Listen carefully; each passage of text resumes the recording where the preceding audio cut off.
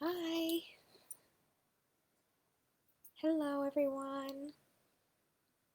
Happy Tuesday. This is the Mondayest Tuesday ever. Not ever.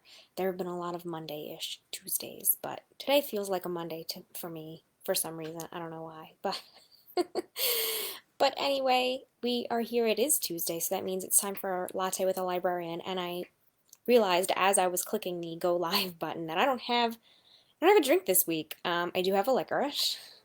I do have a licorice.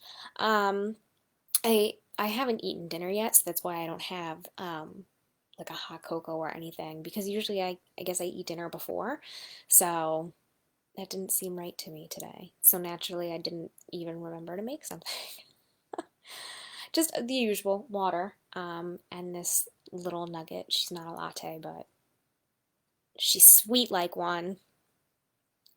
All right, so we are going to talk about what we have been reading. I'm going to talk to you about what I read this week. I only got to one book this week that I had mentioned last week. Um, hey, she's just staring. And it was a little dark in here because it's like, dark. But you can see her eyes. She's just staring. She's just staring. She wants the attention. She sat with me and read this weekend, actually. Usually she just sit with me when I read. Does anybody else have a pet that does that? I mean, sometimes if I leave a book open, she'll sit on the book. If I fits, I sits. But yeah, if anybody else has a pet that sits with them while they read, she loves to, recently I've been sitting, it's almost like a little chaise set up here with my couch, and I get a blanket and a cup of tea, and I get really cozy, and I get my book, and she comes and sits on my lap with me while I'm reading. It's like the most cozy situation. It's super wonderful. And I read a lot in bed, so of course she loves that. If I'm in bed, she's in bed. But if anybody else has pets who love to read with them. Bonus points if you have pictures. You can leave pictures in the comments of pets with a book. I would love to see that. I love that kind of stuff. All kinds of pets. Yeah, there she is. She's like just out of frame. But the book that we read together, your dog sits next to me on the couch while I read. Aw, I bet Chip is so good, such good company. I love it, right? It's nice company because, okay, so books are really good company, right? Like, I love just diving into a book. I mean, books have been wonderful company throughout all of everything that's been going on. Um, but then it's nice to not only have like the company where you're taking yourself out of reality, but then knowing that you have that little fuzzy piece of company that's in your reality too. I mean, whatever, family members, love you guys, but a book and a pet. Hero doesn't like when I read. Hero, is it because Hero needs attention? Like, and then you're not paying attention to Hero?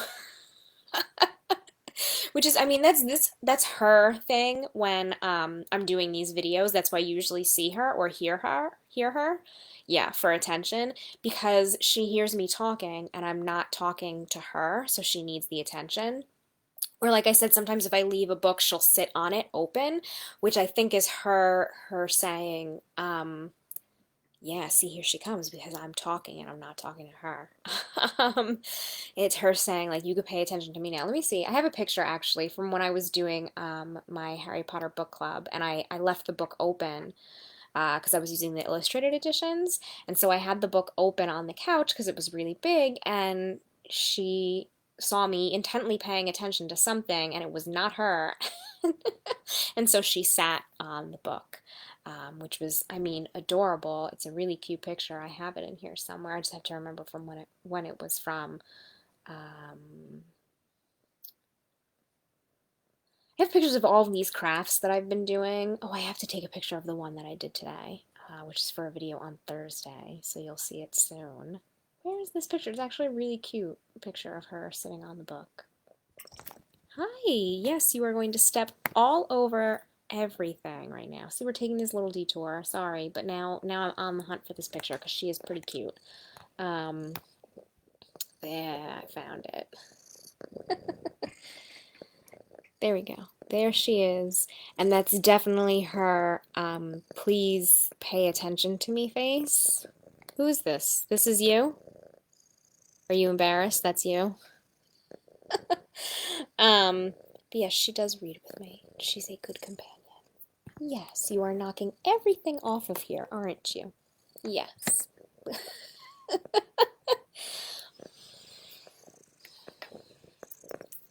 Always the same. All right, so the book that we read this week, I don't even know if it would be on Libby because it's an interesting format, which I loved, was the one that I showed you last week. I read The Agony House. No, it's not. It's an interesting format, so I can't see how it would be on Libby, so I'm going to look it up here.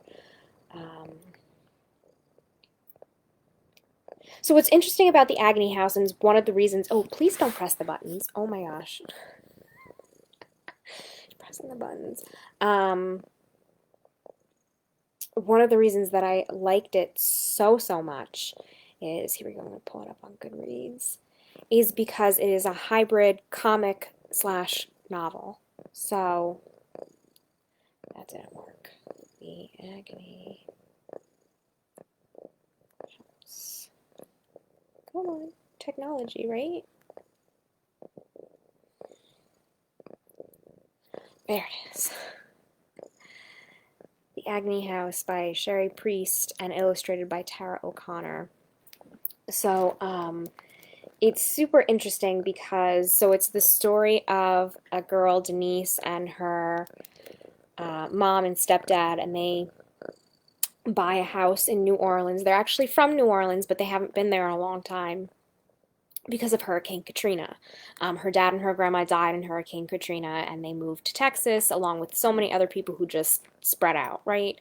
And so the story is of them going back to New Orleans, and they buy this house. They call it a nail house because it's like a nail on a piece of wood. It's totally flat. There are no other surviving houses except for this one Victorian era, totally dilapidated house.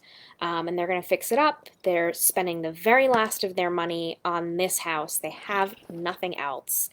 And they didn't have that much to begin with because they lost so much in Katrina, and they've slowly been trying to build their lives back up. And so they're going to turn it into a bed and breakfast, but it is totally, I mean, dilapidated, like, is just the nice way to put it. They have some other choice words for this house.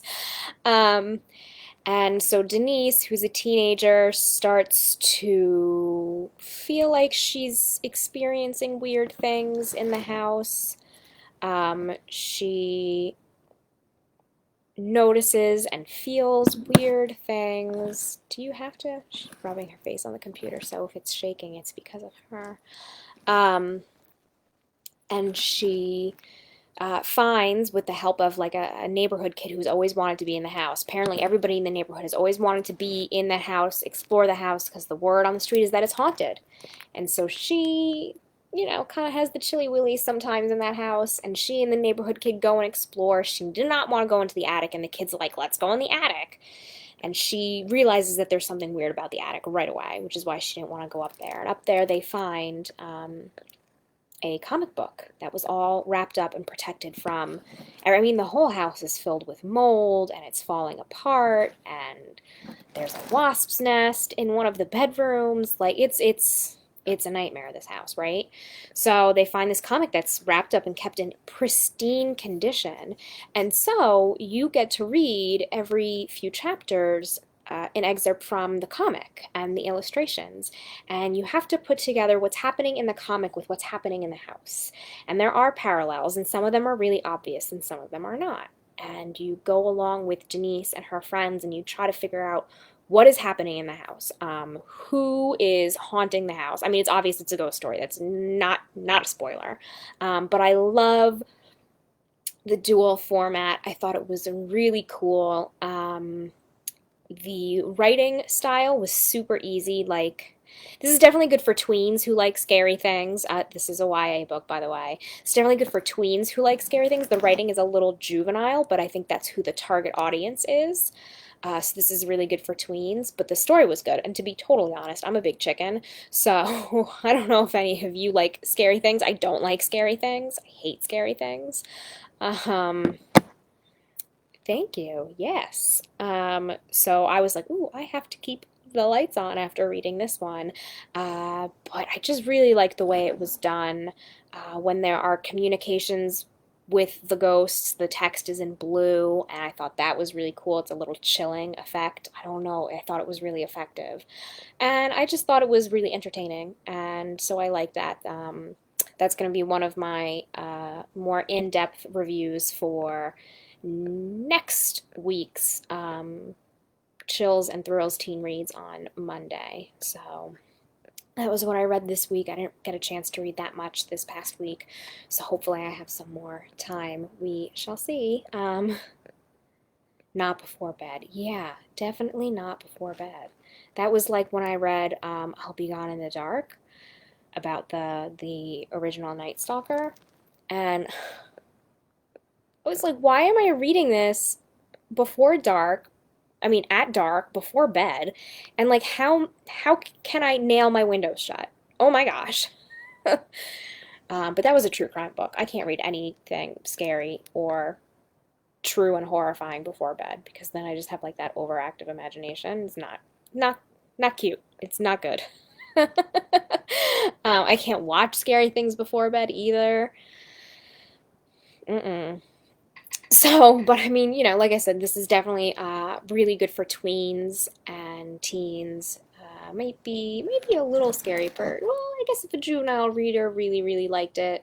I don't recall there being that much, if any, bad language. There might be like a little, but so more for tweens then. Tweens and teens. Don't hit that button, please. But yeah, it was definitely good. It was good fun. I enjoyed the story. Um, So, but that was what I read this week. What did you read this week? If you got to read anything, or if you're looking for anything, um, there is Marie and I did an unboxing video last week. It's on Instagram. I tried to get it onto Facebook several times, and Facebook told me no. So, it's on there. We had a bunch of books that were from last week's releases and this week's releases, and a couple from even next week's releases in that unboxing for both the children's and the teens and adult department. So that was really exciting. So that's over on Instagram. I tried to get it on Facebook, and every time I tried, Facebook told me no, thank you. So she's really distracting me. I'm sorry. She's just so cute. I mean, we're so lucky to have pets. She's so distracting. But let me know what you've read this week and what you're looking forward to. I have a couple of new releases for you this week that I would like to share. First of all, there was one that I wanted to share with you that was on Hoopla that is new that I thought everyone might. Oh, there we go. The Stuart Turton book, The Devil in the Dark Water, which I believe came out last week, is available on Hoopla right now, so no holds. That is also available as an audiobook, I believe. Pull of the Stars, yeah. The 1918 pandemic. Oh, so much pandemic-related stuff. But no, I mean, I started reading some reviews for books that are upcoming, and now people are actually starting to write about the pandemic. Can't remember. There was also one that, man, I wish I could remember what it was for. I don't even remember if it was fiction or nonfiction, but the author had coincidentally finished it right before the pandemic became a pandemic, and it was like pretty coincidental, and the publishers were like, okay, but now we got to tweak this a little bit because here we are, Um, all right, let's see what our new releases are. Yeah, so that's The Devil in the Dark Water is available on Hoopla, so there are no holds on that one. And then also I really liked over here on the ebooks tab, that banner up on top, the best of Hoopla horror. is up there for spooky season. And also it is Cookbook Month, National Cookbook Month. So there we go. So Hoopla does have a cookbook feature on there right now as well too. So make sure to check that out on Hoopla. I'm going to switch over to Libby, and I'm going to, got a lot more holiday stuff this week, all right? It's coming. The holidays are coming. I think I only saved one of them, but there's definitely more than just one. Thank you. Thank you. Debbie McComber, Jingle All the Way, a new Christmas novel with a little dog on the cover. Just talking about how much we love pets. Yes, okay. All right, please don't press buttons. You're pressing on the buttons. Let's see what this one is about. Stop. I'm just talking to her. Trapped in the middle of 5 siblings, Everly Lancaster always had big dreams. Now a top real estate executive, Everly finds her work is her life, leaving no space for anything or anyone else. Sensing her stress, Everly's boss insists she takes December off. Wow. At first, a month away seems crazy. How will the company survive without her? But Everly's mother convinces her otherwise. She deserves a vacation. Plus, when she returns, she'll have no excuse to skip family Christmas like she did last year. But after her vengeful assistant books a guided cruise in the Amazon instead of the luxury beach vacation she expected, Everly is horrified to realize that she's about to spend the next 2 weeks trapped with no Wi-Fi in the rainforest. Oh no, no Wi-Fi. Not even Asher Adams, the ship's charming naturalist, can convince Everly that the trip will be unforgettable. Slowly but surely, she realizes he is right. The sights are spectacular. And with each passing day, Everly's relationship with Asher deepens, forcing her to take a long, hard look at her priorities. Everly and Asher begin to see magic in the possibility of life together. But as the cruise nears its end and Everly's family Christmas approaches, both must decide if love is worth the risk. A merry surprise may be in store in this new holiday delight. I mean, that's cool, but I was expecting like a snow story. Look at that cover. I was expecting something like snow-covered, but that was what we expect. Survivor Song, another pandemic-style book. Oh, Cabinet at the End. Oh, yeah. Can you stop? She's like leaning right on all the buttons that will end this live session in so much as one single movement. So I'm holding her head up with my hands. All right, let's see what else we have. I think there was another Christmas one, but I didn't put it on this list.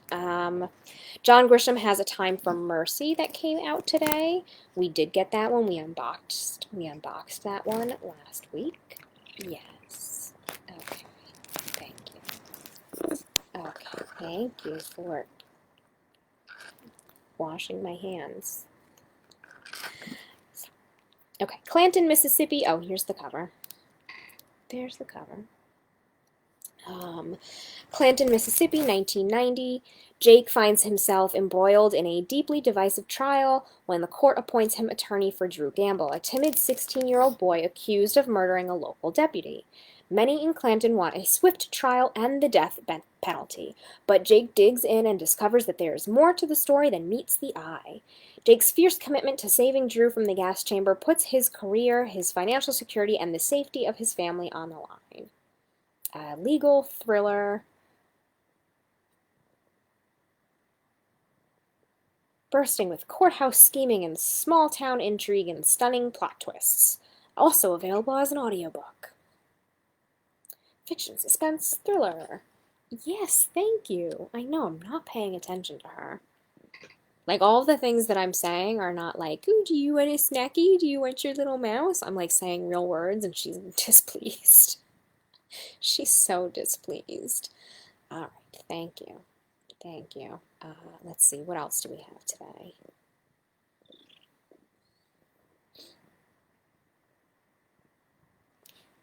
All right, we unboxed this one last week as well. Lisa Jewell, who wrote The Family Upstairs, which has been pretty popular, has this new one called Invisible Girl. No audiobook as of yet. Fiction, literature, suspense, and thriller. All right, let's see what this one's about. Ready? An intricate thriller about a young woman's disappearance and a group of strangers whose lives intersect at its wake. Don't play on the buttons. Thank you. Owen Pick's life is falling apart. In his 30s and living in his aunt's spare bedroom, he has just been suspended from his job as a teacher after accusations of sexual misconduct, accusations he strongly denies. Searching for professional advice online, he is inadvertently sucked into the dark world of incel forums, where he meets a charismatic and mysterious figure. Across the street from Owen lives the Fors family, headed by Mom Kate, a physiotherapist, and Dad Roan, a child psychologist. But the Fors family have a bad feeling about their neighbor Owen. He's a bit creepy, and their teenage daughter swears he followed her home from the train station one night. Meanwhile, young Sapphire Maddox spent 3 years as a patient of Rowan Fors. She, feeling abandoned when their therapy ends, she searches for other ways to maintain her connection with him, following him in the shadows and learning more than she wanted to about Roan and his family. Then, on Valentine's night, Sapphire disappears, and the last person to see her alive is Owen Pick. Evocative, vivid, unputdownable prose and plenty of disturbing twists and turns. It is a haunting and atmospheric stay-up-way-too-late read. Interesting. Let's see, what else?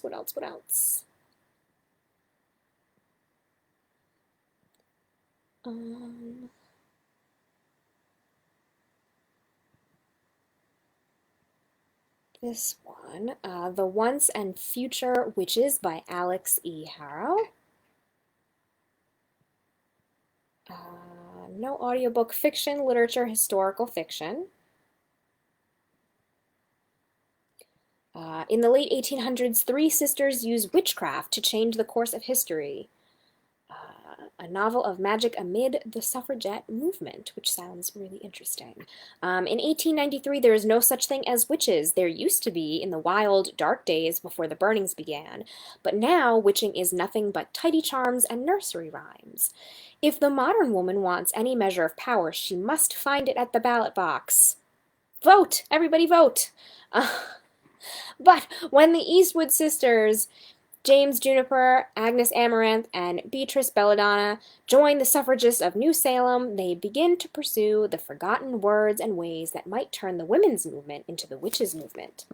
Stalked by shadows and sickness, hunted by forces who will not suffer a witch to vote, and perhaps not even to live, the sisters will need to delve into the oldest magics, draw new alliances, and heal the bond between them if they want to survive. There's no such thing as witches, but there will be. That sounds interesting.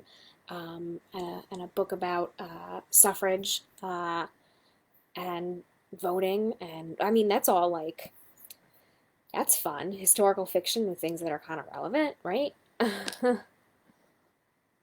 Yes, okay. She just keeps laying on all the buttons, and I'm trying to get her to not. But she's happy now. It's okay.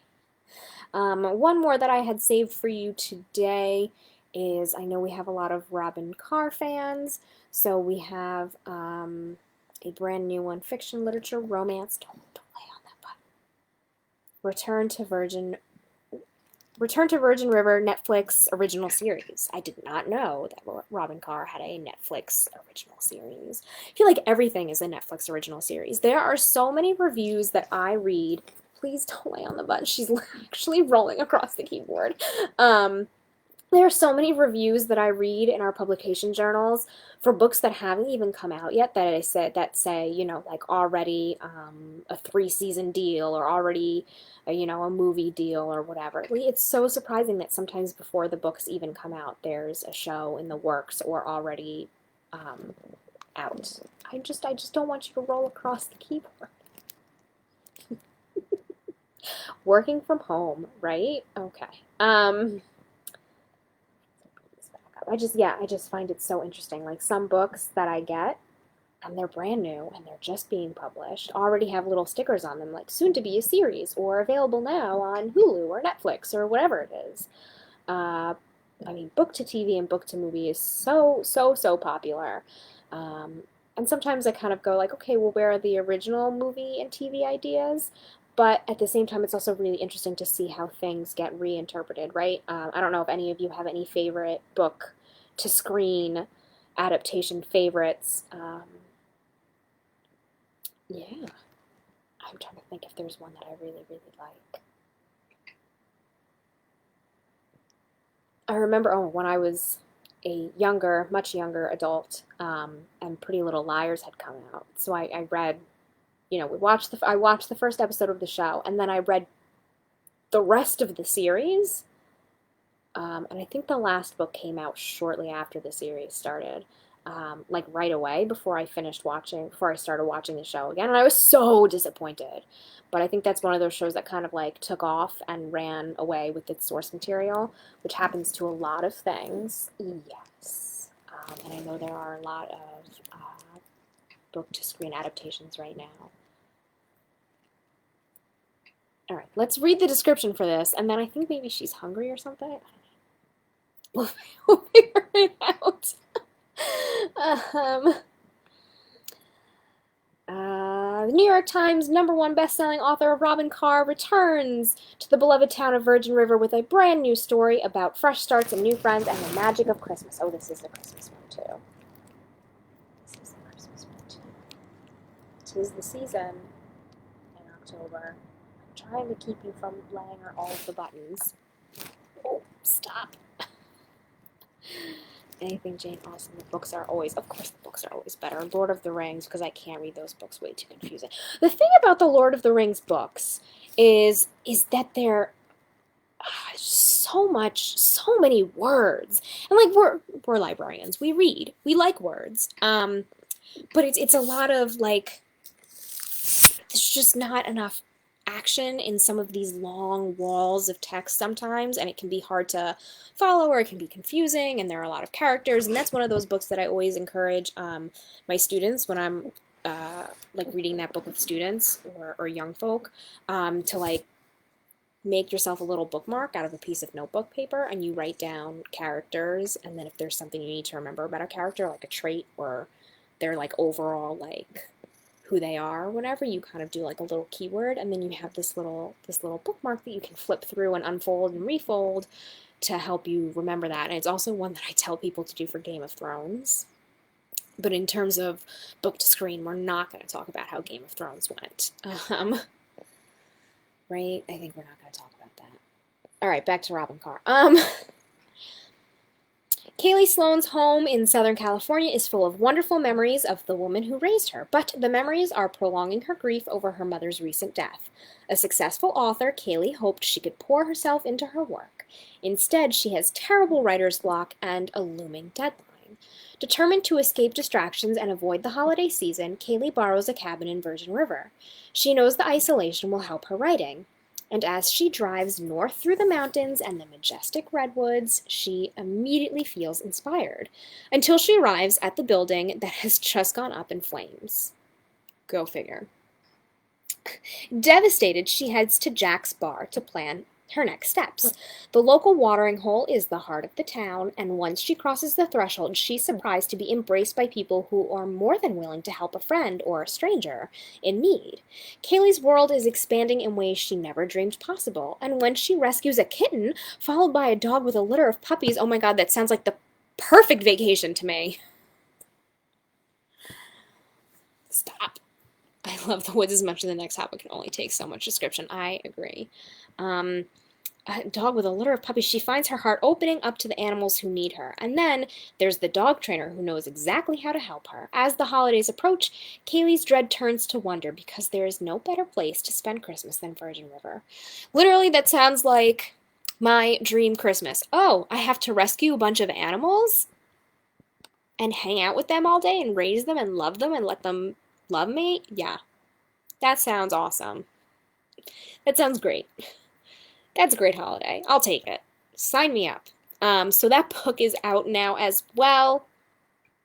I know we got a lot of Robin Carr fans. So those are the releases for this week. Sorry, I'm very distracted by Licorice, but she's just she's probably 13 pounds now. 13-pound cat rolling across your keyboard. Very distracting. But that is it. I have book cooks tomorrow. I'm using one of my favorite cookbooks. Speaking of comic hybrid kind of things, it's a really awesome cookbook, and the instructions and the directions for each recipe are kind of written up like a comic book, and I think that's really cool and super fun. It's one of my favorite cookbooks, so we're making some stir fry tomorrow, some beef stir fry tomorrow. Yeah. I'll see what I can read this week. Everybody let me know what you are reading, what you're going to read next. Don't be shy. Drop us a line if you need suggestions for books. You can fill out our book match form at the top of our website. You can email us. You can call us. We're there 10 to 5. Let us know what you need. All right. Are you ready? Are you ready? We're going to go eat. No, now she's asleep, but she's asleep on my hand. Wow. Animals, right? They're just so lucky. They get to hang out with us while we're reading. They get to fall asleep on our warm keyboards.